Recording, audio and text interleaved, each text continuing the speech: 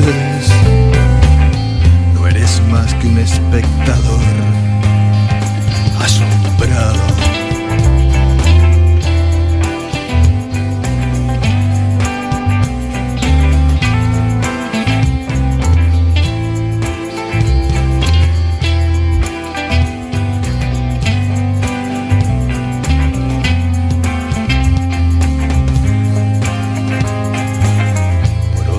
Posibles realidades plasmadas dentro del plasma que cobran vida entre nanoceldillas procesadoras del intelecto nuevo. No te asustes o te apartes, no corras, no es malo. Es simplemente... es silencio.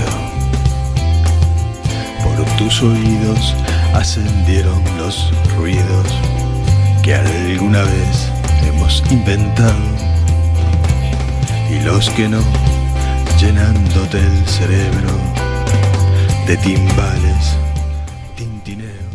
Estamos al aire en Radio Ciudadela, 88.7 del dial. Nos encontramos en Esto es Arte, la frecuencia cultural que estamos esperando. Perfecto, Anisa. ¿Cómo estás? ¿Bien? Bien, ¿tú? Me alegro, bien, muy bien, muy bien. Hoy viernes divino nos tocó. Mi nombre es Daniel Fernández Corch y junto aquí a mi amiga, a mi compañera de todas las horas radiales, Nisa Todaro. Vamos a hacer este programa juntos, como siempre. También nos acompaña María García Marichal, Natalia González y otros colaboradores sorpresas. También nos puedes encontrar en YouTube, en la página de Aude, o nos puedes seguir también por Facebook, ¿no? Y, pues no sé si en Instagram también tenemos algo. En Instagram también tenemos algo.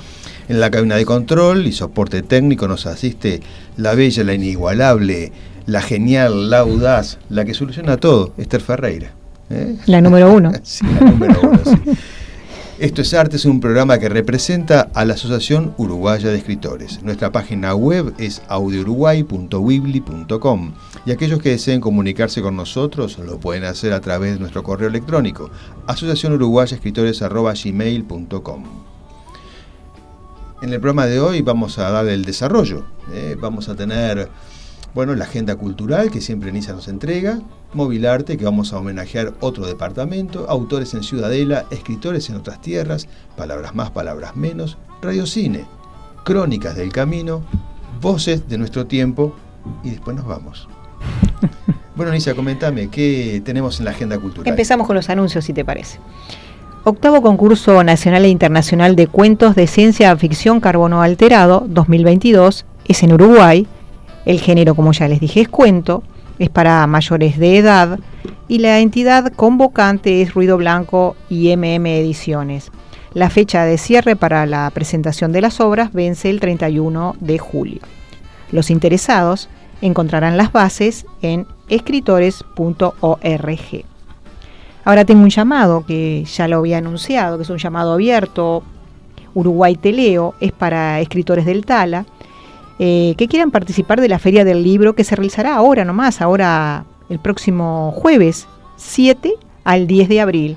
A todos aquellos que les interese esta propuesta deben comunicarse con coordinación@librosdelparque.com.uy y y ahí tendrán si quieren participar, ¿no? Claro. Ahora les voy a anunciar que comienza un curso del escritor Rafael Courtoisí, Cuentos raros y curiosos. Los interesados podrán comunicarse con el 091-808-861 y también por correo electrónico a rcurt@vera.com.uy. Comienza ahora, Daniel, el 5 de abril a las 19 horas. Así que les voy a repetir el número de Rafael Courtoisí. Sí, por WhatsApp, 091-808-861. Hasta ahí voy con los anuncios. Bueno, muy bien. Entonces, hoy vamos desde Móvil Arte, recorremos el país de forma imaginaria, pero es una manera de rendir homenaje en esta ocasión al departamento de Soriano, cuya capital es Mercedes. Es un territorio que concentró la vida de muchas personas durante, ¿sabías?, miles de años, Niza.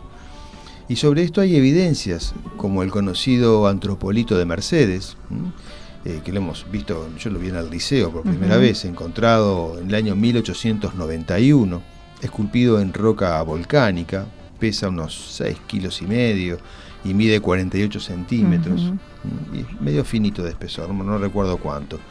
Es un objeto curioso, de forma humana, cónico en el centro. Se cree que podía haber servido como mortero, pero se desconoce la cultura que lo realizó. Es único, realmente a mí siempre me ha cautivado ese Antropolito. La localidad más antigua es Villa Soriano, ubicada en la desembocadura del Río Negro, ahí con el río Uruguay. Y esta localidad fue fundada en el año 1624 y entonces se la llamó Santo Domingo Soriano. ¿Sabías, Nisa, que en Soriano se cultiva el 50% de la soja que se produce en Uruguay? ¿Sabés que sabía? Porque Bien. he ido muchas veces a Mercedes, en realidad. Bueno, y también esos cultivos van rotando, ¿no? Y también se cultiva maíz, y girasol, trigo, cebada, sorgo. Y bueno, en Soriano vive bastante gente, 82.594 personas, ¿no? Allí viven todos los sorianenses, como se les llama. En Soriano además es donde se dice que nació la patria, ¿no? Porque bueno, es donde se produce la primera expresión de independencia con el grito de Ascencio. Cierto. Y es allí donde se inició el proceso de independencia con Pedro José Viera y Venancio Benavides. Creo que hay alguna canción que recuerda este momento, no la tengo ahora muy clara. Bueno, ellos fueron de a poco tomando las poblaciones más cercanas y llegaron hasta Colonia del Sacramento, donde creo que allí se incorporó Artigas. Además, bueno, en 1825, en las costas del río Uruguay, es donde desembarcan los 33 orientales, en la playa de la Graciada, ¿no? 19 de abril, ahora dentro de poquito. Ahora dentro de poquito. ¿Sabes por qué se llama Soriano el departamento? Ahí sí que no sé. Porque los primeros pobladores venían de la provincia española de Soria. ¿Viste? Mira. Sí, todo tiene un porqué. Todo tiene un porqué, es cierto. Y es bueno contarlo. Siempre aprendimos algo nuevo. Sí, la verdad que sí.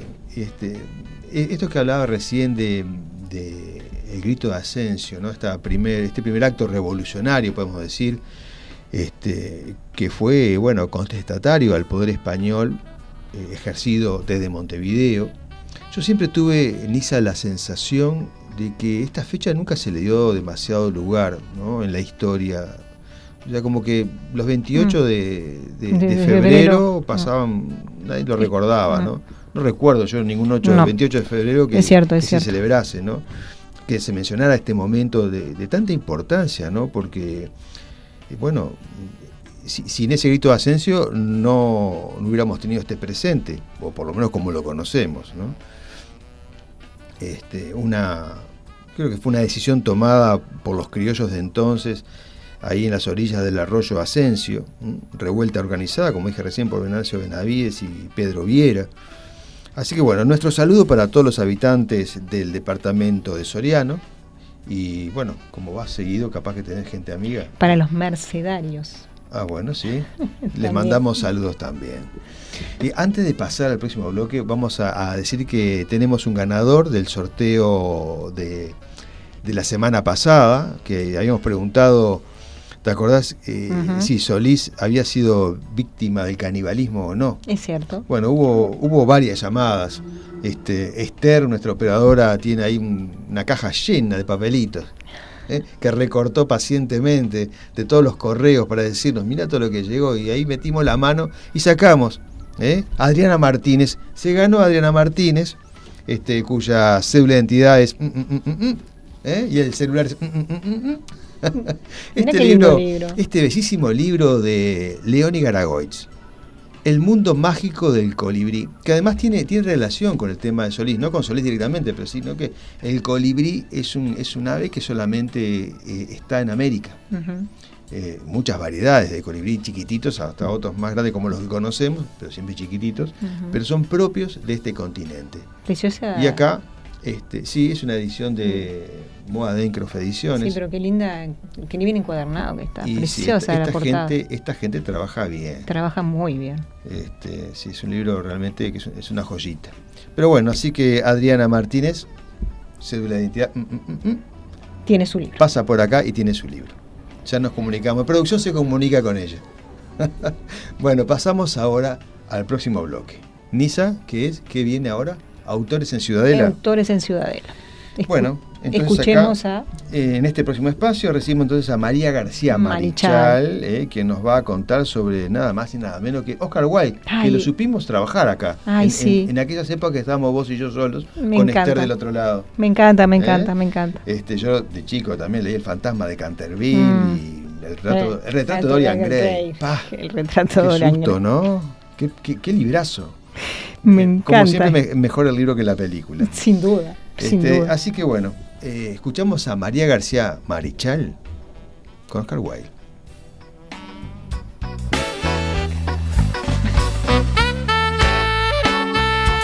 Muy buenas tardes, amigos de Esto es Arte, ¿cómo están?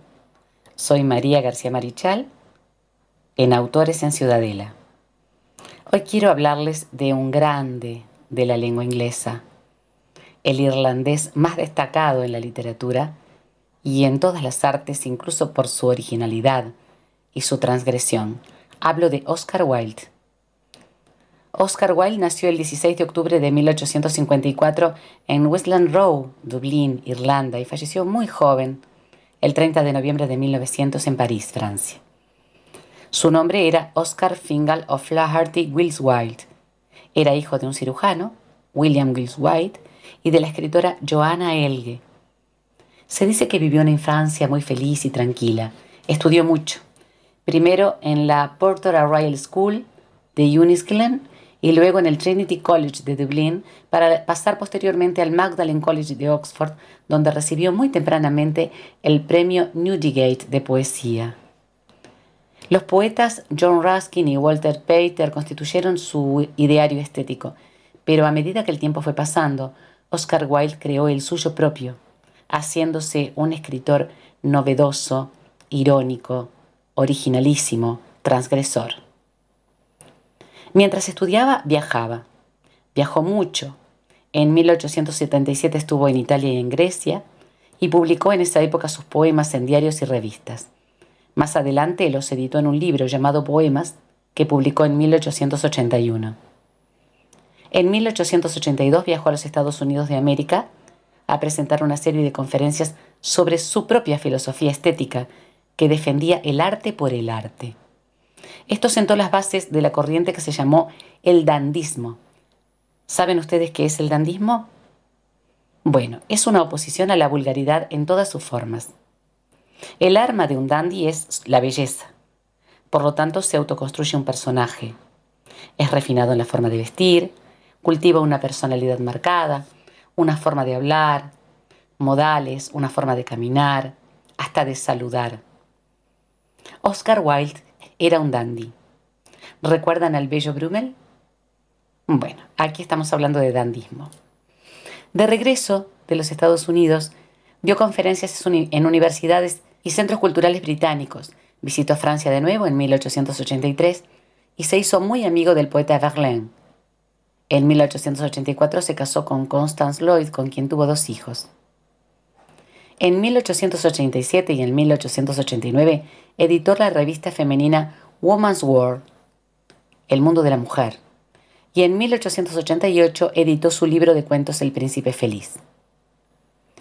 En el año 1891, ya muy célebre por su obra, publicó El crimen de Lord Arthur Savile y la maravillosa novela El fantasma de Canterville. También se reeditó su obra El retrato de Dorian Gray, que posiblemente muchos de ustedes conozcan. El retrato de Dorian Gray se había editado en fascículos y la crítica había denostado esta obra por tergiversar el tema de Fausto.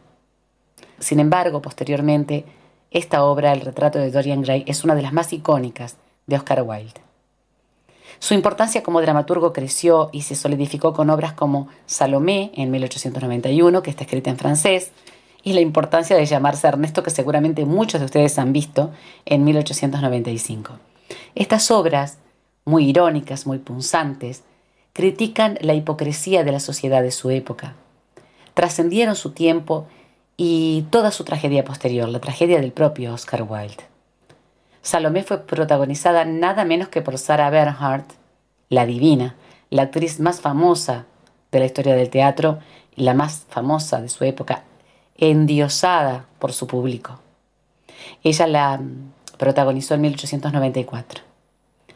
Pero en 1895, el marqués de Queenberry comenzó una campaña de difamación en medios de prensa acusándolo de homosexual. No olvidemos que en la época ser homosexual era un delito y era considerado además una aberración de la naturaleza.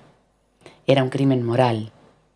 Se presentaron pruebas frente a la Criminal Amendment Act y el 27 de mayo de 1895 Oscar Wilde fue condenado a 2 años de prisión y trabajos forzados. Lo peor para esta maravilla de hombre fue que sus hijos renegaron de su apellido y lo cambiaron, mientras la élite académica y artística de Europa y los grupos progresistas se movían para levantarle la condena, cosa que no pudieron lograr. Cumplió su condena, fue enviado a Wandsworth y Reading, donde escribió Balada de la cárcel de Reading, muy aclamada posteriormente por el público. Esta situación de su sentencia hizo que perdiera todo lo que logró durante su vida de escritor. Toda la gloria de Oscar Wilde se evaporó. Recuperada su libertad, se cambió el nombre por el de Sebastián Melmoth, emigró a París y su salud, que ya venía deteriorándose, sobre todo por las angustias, el dolor, la prisión, se resintió. Se dio a la bebida, la fragilidad de su situación económica lo mantuvo en la pobreza, y solo póstumamente sus obras fueron a representarse y a editarse. Richard Strauss, en 1906, musicalizó el drama Salomé y fue el inicio del resurgimiento de este magnífico escritor, poeta, novelista y dramaturgo que fustigó a la sociedad de la que formó parte, una de las más clasistas y segregacionistas del mundo, de tal forma que hoy se considera uno de los más grandes creadores británicos y el irlandés más reconocido en la literatura. Si hablamos, por ejemplo, de la importancia de llamarse Ernesto, es una comedia divertida sobre la seriedad de la sociedad victoriana y la doble vida de muchas de las personas que tenían un nombre aclamado. Es además un enredo amoroso. Otras de sus obras, como El fantasma de Canterville, es de una ironía y una fascinación bellísimas, con mucha poesía y con mucha belleza interior. Léanlo, se los recomiendo. Yo voy a leer un fragmento muy pequeño de El fantasma de Canterville. Cuando el señor Hiram B. Otis, el ministro americano, adquirió el castillo de Canterville, todo el mundo le dijo que cometía una necedad, porque aquella finca estaba embrujada. Incluso el propio Lord Canterville, caballero de lo más escrupulosa honradez, se creyó en el deber de advertírselo a Mr. Otis cuando trataron de las condiciones. Nosotros mismos, dijo Lord Canterville, nos hemos resistido en absoluto de vivir allí, desde la época en que mi tía abuela, la duquesa viuda de Bolton, contrajo una dolencia de la que no se repuso nunca del todo, causada por el espanto que experimentó al sentir que 2 manos de esqueleto se posaban sobre sus hombros cuando se vestía para la cena.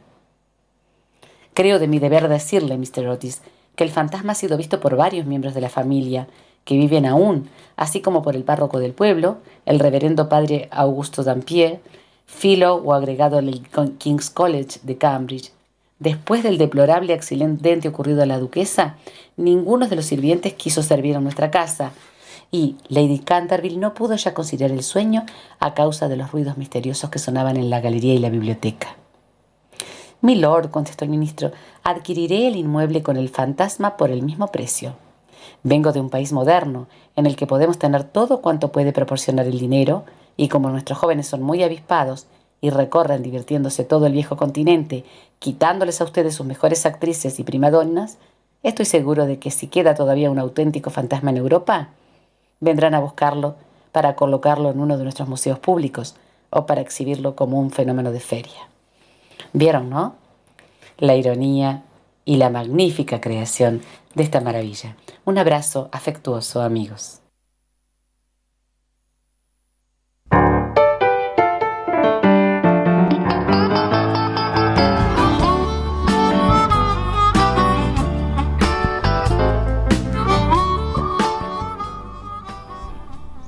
Bueno amigos, así escuchamos y disfrutamos a María García Marichal con Oscar Wilde. Es verdad. Y ahora pasamos a este espacio donde nos encontramos con los autores que están más allá, en otras partes del mundo. Hablamos de escritores en otras tierras. Así que hoy Nisa nos presenta a la escritora colombiana Luz Adriana Arboleda, quien ha publicado su nuevo libro llamado La magia de contar cuentos. Vaya, dice la magia, contar cuentos. Me gustó el nombre. Sí, precioso título. Así que bueno, contanos sobre Luz Adriana Arboleda. ¿Lo escuchamos, te parece? Sí. ¿Escuchamos la entrevista? Sí. ¿Dónde vive ella? En Ecuador. En Ecuador.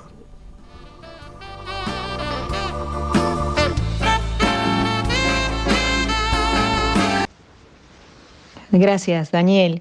Y ya estamos con nuestra invitada, que nos va a decir de dónde es y dónde vive actualmente. Buenas tardes, Daniel y Nisa. ¿Cómo están? Mucho gusto. Me estoy encantada de estar en este maravilloso programa.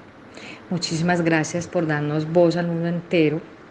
Yo soy colombiana, radicada en este momento en Ecuador. Luz, ¿cuánto hace que escribes cuentos o historias para niños? Cuando tenía 8 años, creé el primer cuento. A los 10 años creé el segundo.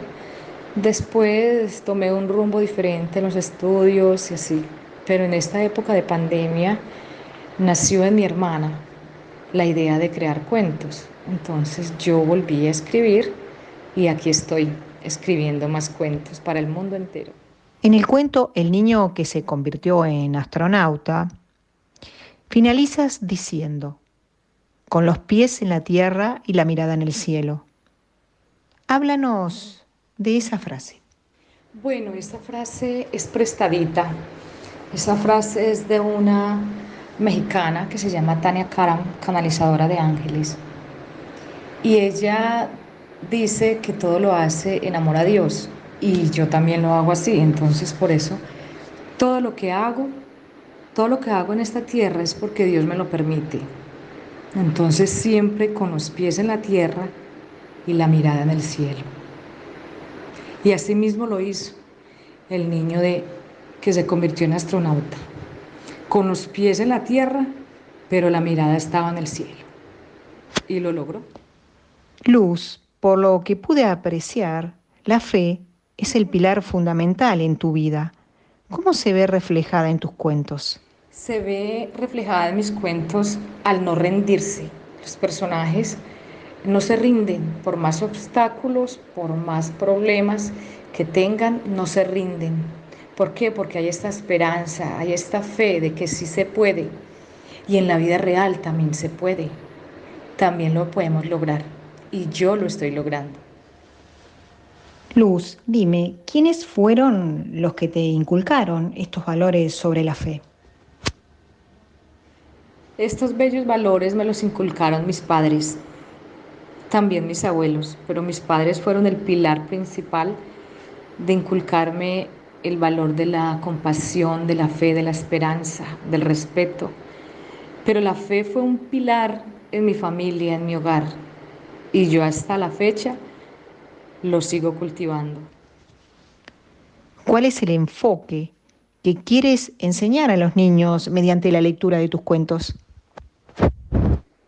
Que se puede enseñar a los niños a tener un enfoque más positivo de las cosas a través de cuentos, que es la mejor manera de llegar a su corazón, dejar atrás los prejuicios y maquillajes para que los niños no sufran, hablarles siempre con la verdad, una verdad atractiva, una verdad que entiendan y que aprendan a adquirir conciencia de que la vida es todo no es color de rosa, pero sí se puede vivir la feliz. Luz, en cuanto a la moraleja que colocaste al final de cada uno de tus cuentos, ¿lo hiciste por alguna razón en especial? ¿Ya lo tenías pensado de antemano? ¿O te parecía que quedaba más atractivo? Siempre me gustaron las fábulas, los cuentos, las historias, pero yo en lo personal le preguntaba a la persona que me lo contaba, lo leía como un finiquito que me explicara en 2 o 3 frases todo lo que me había dicho. Entonces ahí fue donde me gustaron mucho las enseñanzas, las moralejas que dejan estas historias, estos cuentos, y por eso lo hice, ya lo tenía pensado. Más que verse atractivo, ya lo tenía pensado para que quien lo lea, los lectores queden con más claridad del mensaje que quiero llevar, para que con la lectura se vuelva a tener este bello concepto de leer con gusto. Luz, tengo entendido que tenés 2 obras a la espera de su publicación. Cuéntanos cuál es el género de estas obras que estás por publicar. Sí, por ejemplo, estoy haciendo siempre he dicho que la vida es un cuento, entonces les voy a narrar mi cuento. Es una obra literaria, narrativa, de muchas eventualidades en mi vida. Entonces, eso es lo que estoy haciendo, como un cuento de vida. Ese se llamará La montaña sagrada y el encuentro con la realidad de Gianna. Y hay otro libro que es similar a la primera obra, se llama Cuentos que no se han contado jamás, realidad y fantasía, porque hay mucha realidad y también fantasía. Esas son 2 obras que pronto estarán en el mercado y espero que guste tanto como la primera, que tuvo una aceptación muy buena.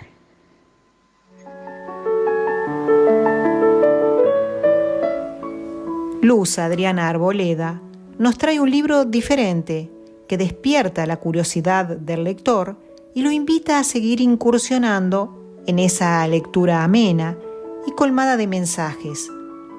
Una obra creada para el público menudo y no tanto, entretenida, divertida, que tiene como objetivo principal conducirte a través de sus personajes a la reflexión, porque cada una de sus moralejas es sinónimo de enseñanza. Luz Adriana, en esta serie de relatos, se transforma en una pequeña niña que nos abre su corazón y nos permite, a través de su pluma, entrar en un mundo de sueños y fantasía, y nos regala la magia de contar cuentos. La magia de contar cuentos de Luz Adriana Arboleda, si aún no la adquiriste, ya está disponible en Amazon.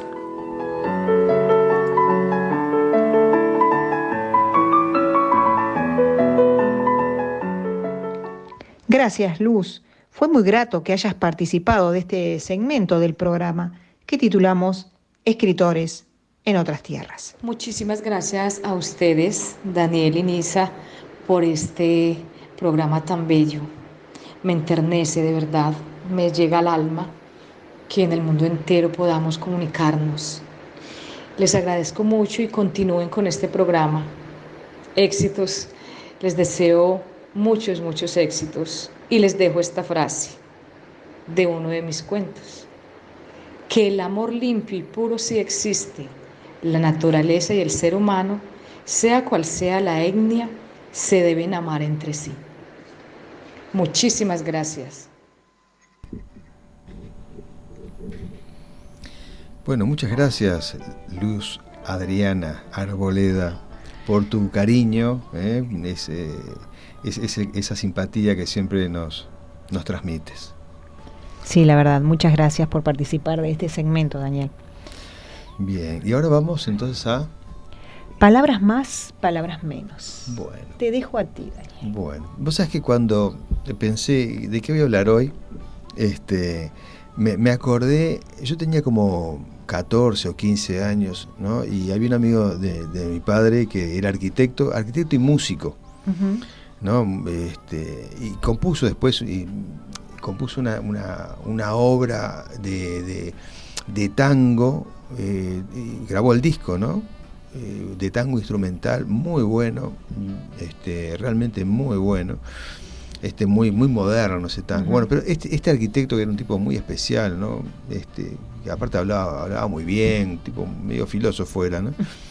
Me acuerdo que yo lo fui a saludar porque estaba en casa, así que pasé por el living a saludar, y yo en aquel entonces dibujaba mucho. Después dejé de dibujar y de pintar, pero en mi niñez y hasta como los 18 años yo dibujaba y pintaba. Es otra faceta que no conocía. Y lo dejé.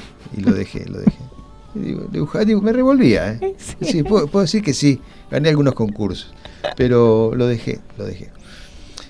Bueno, él me hizo una pregunta y me dice, ¿con qué dibujas? ¿No? Porque le gustaba lo que yo hacía. Me dice, ¿vas a hacer arquitectura? Y empecé, y después me fui para medicina, y después me fui para otro lado. Porque claro, me gustaba el dibujo y agarré el camino de la arquitectura que no tenía nada que ver. Y después me interesaban otras cosas, y bueno, y me fui para medicina, y tampoco era lo que buscaba, ¿viste? Y terminé en otras cosas. Bueno, y me dice, ¿con qué dibujas, Daniel? Y yo me quedé mirándolo como con qué dibujo. Entonces él me dio la respuesta, y es un poco lo que le voy a hablar hoy, ¿no? O sea, pero vamos a trasladarlo a la literatura, ¿no?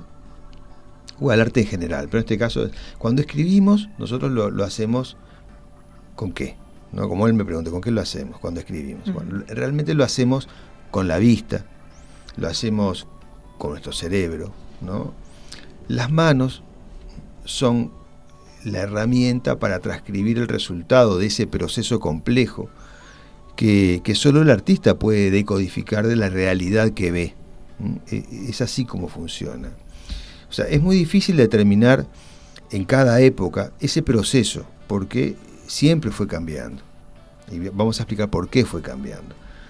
Porque bueno, los múltiples factores que determinan las conexiones sensoriales que nos ocurren a nosotros todo el día, eso es lo que va cambiando. Y va cambiando de época en época, ¿no? Como lo pudo haber hecho un escritor del siglo XIX o de cualquier otro siglo.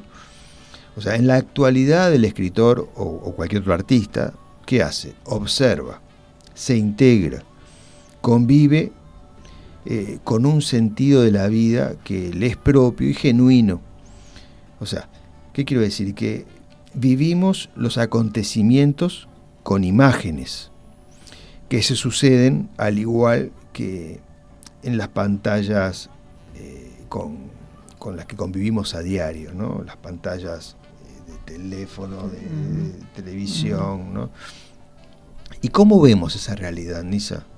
La vemos en fragmentos, pero a su vez vemos en el fragmento algo que va más allá del fragmento. Porque el fragmento para nosotros también es una metáfora, ¿no? O sea, dice mucho más de lo que nos muestra. Y nos imaginamos, y ese imaginar nos insinúa algo que está ausente, porque realmente no está, lo estamos imaginando, ¿no? Y eso es lo que hace el presente a través de esa insinuación, ¿no? Y esto es el arte de mirar, porque no es solo la imagen, es el oído, que también cumple un factor muy importante, porque el oído nos incita a escuchar, y lo hace mucho más que antes, porque además antes eran solamente los sonidos de la naturaleza, ahora hay otros sonidos que son creados por el hombre, que algunas veces esos sonidos se transforman en ruidos, que es un poco esto lo que dice la canción que da comienzo y termina el programa, ¿no? Habla de esos ruidos que escuchamos, ¿no? Esos tintineos, dice la canción, que terminan distorsionando nuestra paz, aunque sean sutiles. Esas vibraciones, lo que no escuchamos en otras frecuencias que transmite un celular o las bandas de las torres de comunicación que tenemos en los edificios, ¿no? Hay alarmas, hay celulares, hay sirenas, cortadoras de césped, ¿no? O sea, vehículos, máquinas de todo tipo.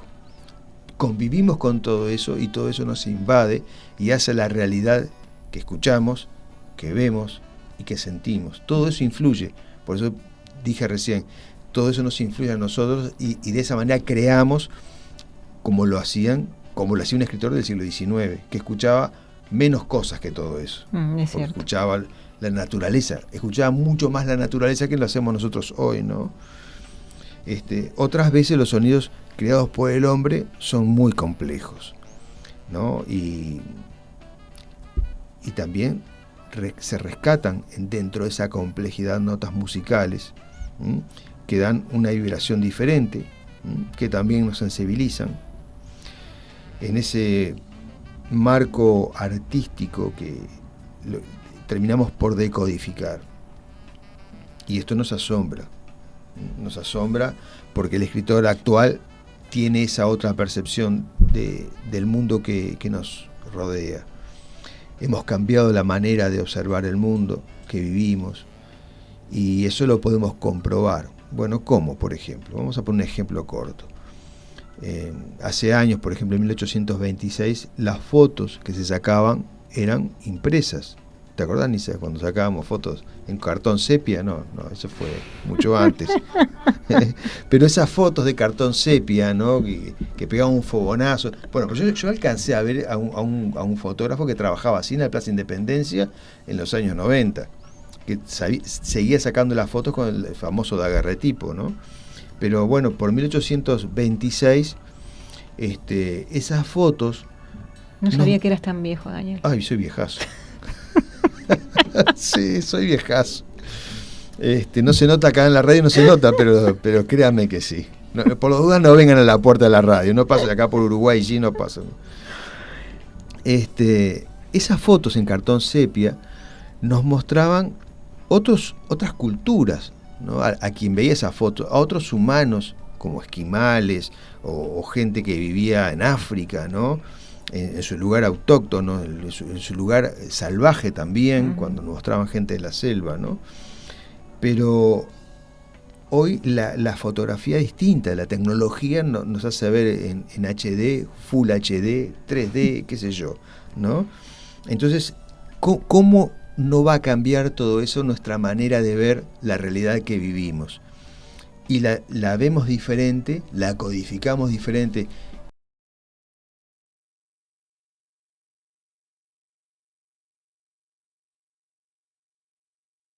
Seguimos creando literatura tan bella como la hacían en 1800.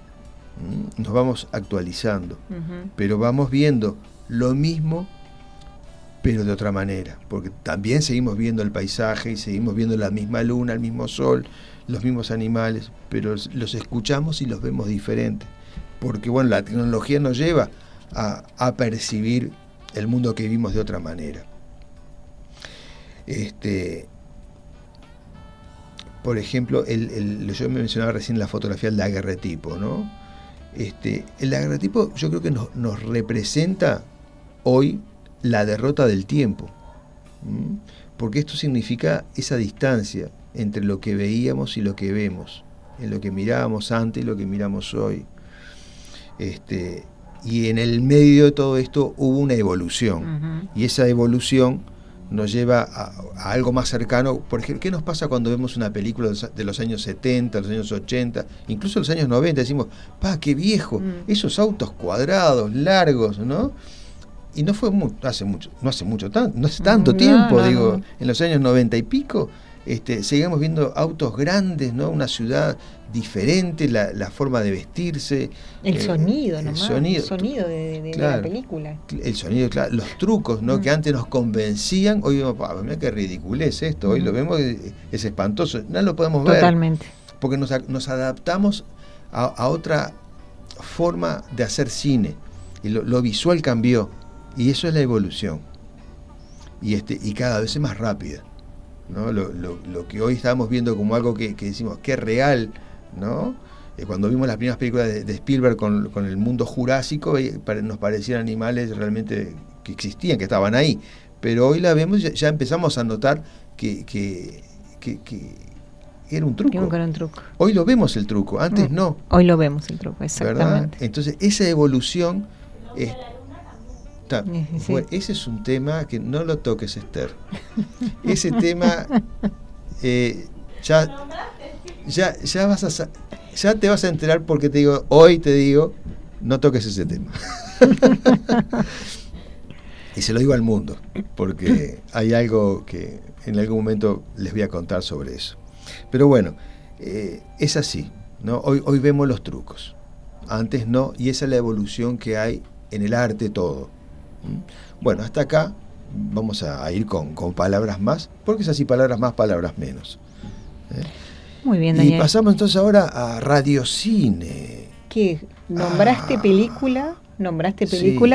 Radiocine. Esa película la vi. Encanto. La vi y me encantó. No, en serio, y la vi hace poco. Y sí, pues es una película nueva. Sí, y yo admiro muchas cosas porque, uno también creo, también escribo y quiero estar al tanto. Y me encantó. Pensé que te iba a sorprender con esa película. No, me encantó. Buenísimo que le hayas traído, Sing Along, además se llama. Es una película infantil, deliciosa, muy buena música, y además creo que canta Maluma. Canta Maluma, ¿verdad? Sí, bueno, sí. Entonces, señoras y señores, damas y caballeros, niñas y niñas, con ustedes, de la gran, ¿cómo se llama? Pinacoteca. Pinacoteca, sí. Este, La saqué a esa, Encanto. Te traje Encanto. Nisa Todaro, con todo su encanto, la película Encanto. Bueno, les cuento que esta película es estadounidense, de fantasía, musical, animada, producida por Walt Disney Pictures, dirigida y escrita por Charis Castro Smith, Jared Bush, Byron Howard, y estos dos últimos, Bush y Howard, fueron también directores de Zootopia, un éxito del 2017 que obtuvo el Oscar a Mejor Película de Animación, Daniel. Sí. El film se basa en la historia, en la geografía y en la cultura colombiana. Encanto es una película inspirada en el realismo mágico de la novela 100 años de soledad. En ella hay referencias a las mariposas amarillas, la matriarca de la familia Buendía o Remedios la Bella, pero el tema central es un drama familiar. Mirabel, nieta de la familia Madrigal, es la única de su clan que no tiene un don especial, como por ejemplo curar heridas con comida o camuflarse como un camaleón. Y es ella quien cuenta la historia. Bruno, el tío que es juzgado por la matriarca de la familia, se convierte también en una figura principal, porque representa los enormes abismos que pueden crearse entre los familiares. Retrata a una familia colombiana, desplazada por la violencia, y cada uno de los integrantes, todos tienen dones extraordinarios, excepto, como ya les dije, Mirabel. Esta película es también una crítica a las dinámicas familiares. Demoraron, Daniel, sabés que varios años en hacerla, porque hubo toda una investigación sobre Colombia para poder crearla, porque la principal inspiración para esta superproducción fue la cultura colombiana. Sí, se nota toda esa parte colonial. Colombia tiene una parte muy moderna, pero acá se ve toda la parte colonial que está preciosa. Sí, porque recreada. Sí, sin duda que sí, porque visitaron, sabés que diferentes ciudades de Colombia, como Bogotá, Cartagena, Santander, Risaralda y Quindío. También los llanos, las zonas cafeteras y turísticas. Y esa investigación los llevaría a conocer las costumbres y tradiciones que los ayudarían a construir esta historia. Casi todas las voces del elenco son de origen hispano, Daniel, ¿sabías? Sí, porque vi la película. Sí, tenés razón. Y cantaban cantan muy lindas canciones, además, bellísimas canciones. Sí, preciosas canciones. Encanto fue nominada a Mejor Película Animada, compitiendo con dos de la misma productora, con Luca y Raya y El Último Dragón. Ahora les voy a contar algunas de las curiosidades sobre esta película animada.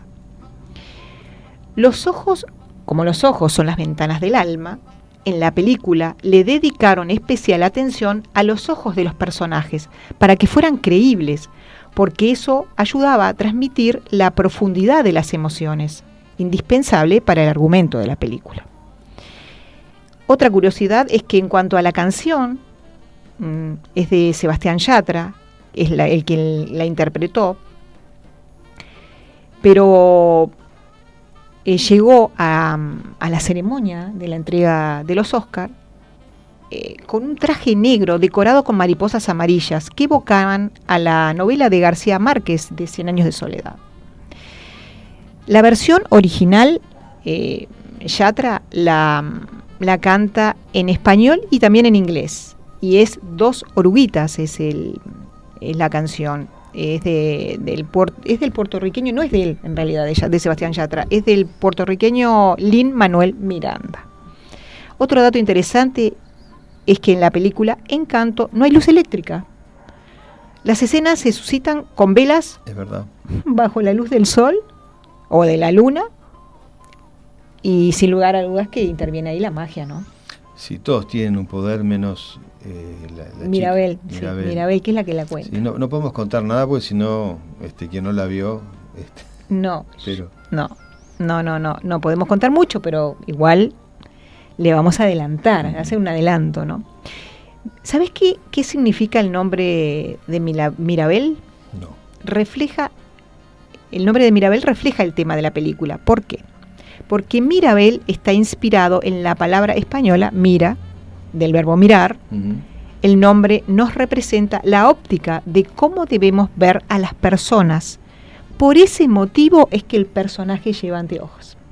Ah, mira. Desde su estreno en noviembre del 2021 ha sido un éxito de taquilla.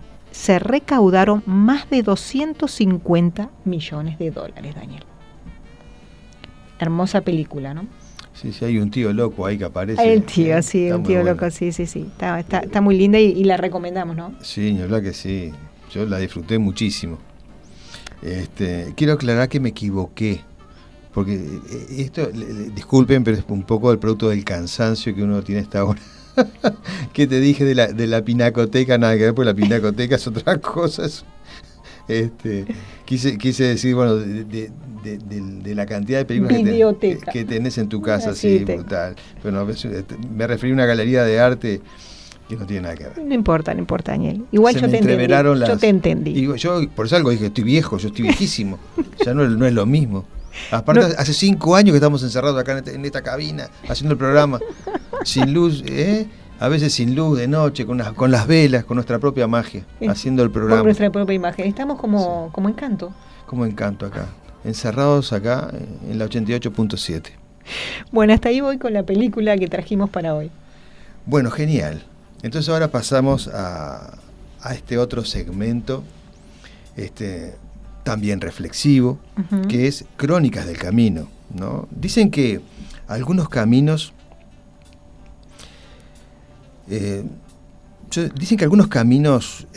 hermosos, no pueden descubrirse sin perderse.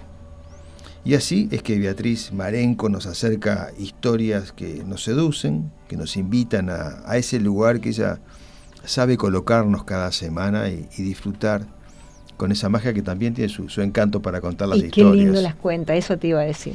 Así que bueno, adelante Beatriz, con tu camino.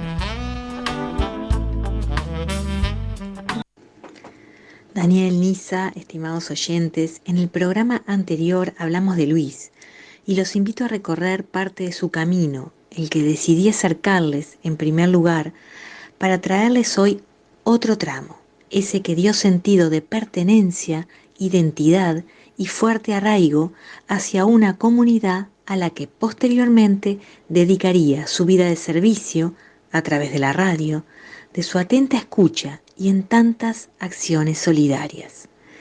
La honradez de sus confesiones es en él signo de fidelidad. Erguido en esa senda, recuerda la preciosa infancia transcurrida en la templada compañía de sus abuelos. Velaban también por el bienestar de 6 hijos, 7 eran en total, en un hogar que describe como humilde de cosas, carente de luz eléctrica y de agua potable, donde no abundaban las posesiones materiales. Un hogar que recuerda como fecundo de amor, de ejemplos y de enseñanzas que marcarían su infancia. Sus jóvenes padres desarrollaban responsabilidades adultas, como serían las tareas que demandaba el tambo familiar. Su joven madre, con otra pequeña a cargo, vigilaría esos deberes escolares en fines de semana de ansiada espera. La chacra hogareña de su abuelo y su productiva quinta le enseñarían, a su ritmo y con sus tiempos, el valor del trabajo. Y el galpón de las herramientas, bueno, ese querido galpón, el lugar donde comenzaría a trabajar sus sueños. Intención y forma se unirían en el micrófono de madera que su abuelo para él tallaría. La seducción de aquel juguete sería profecía alentadora y bálsamo de horas inolvidables. El populoso y humilde barrio 25 de agosto lo vería pasar alegre y cantarín, camino a su querida escuela número 73, cumpliendo allí los 6 años escolares que cuenta con orgullo, supo terminar sin repetición. Y Luis vive el recuerdo, y como un coro de imágenes que llegan para vitalizar todo, desembarca en aquellas oscuras madrugadas donde con su padrino se trasladaban hasta el tambo familiar. Cerraban así un eslabón más en esa cadena de trabajo que no conoce de feriados, que no detiene el clima y no sabe de postergaciones. Las vacas lecheras no pueden esperar, el tambero tampoco. 10 eran los kilómetros que recorrían en bicicleta, y siendo muy pequeño sabía que aquella llegada marcaría el rumbo de ese día. En noches de cielo abierto, donde el frío llegaba al cuerpo sin avisar, el camino se llenaría de rúbricas. En la hora más dulce de la noche, aquella relación entrañable se afianzaría. Y el sonoro ruido de los tarros cantaba vida. Unos 400 litros albergarían y serían suficientes para aquellas familias que esperaban con sendos tazones saborear la frescura de aquella leche. Y es que madrugar es tan saludable. Con sabiduría así lo diría Fray Luis de León, ese humanista, profesor y escritor que naciera en la localidad coquense de Belmonte en 1527. Envuelta en su lectura, destacada su prosa y su poesía, no pude más que detenerme en ese fragmento exquisito que confirma la fuente de riqueza que es su obra, y sabiendo que no poco fueron los primeros rayos de sol que Luis vio, lo cierto es que a su salud Luis siempre madrugó, porque no había que perder el fruto de la luz con el sueño. Estimados, comparto este fragmento que abre con un interrogante.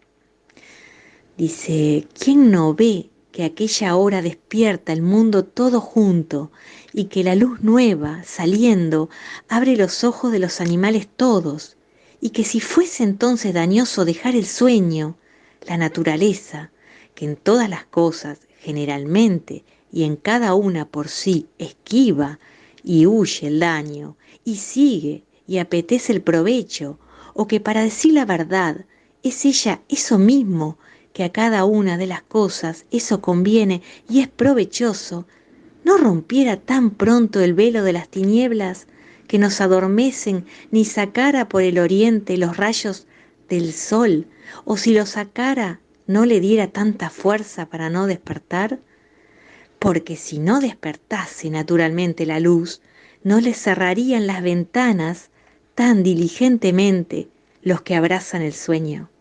Por manera que la naturaleza, pues nos envía la luz, quiere sin duda que nos despierte.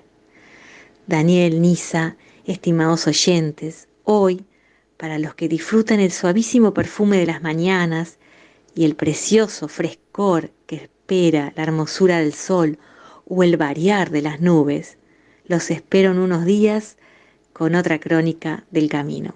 Les dejo un abrazo grande.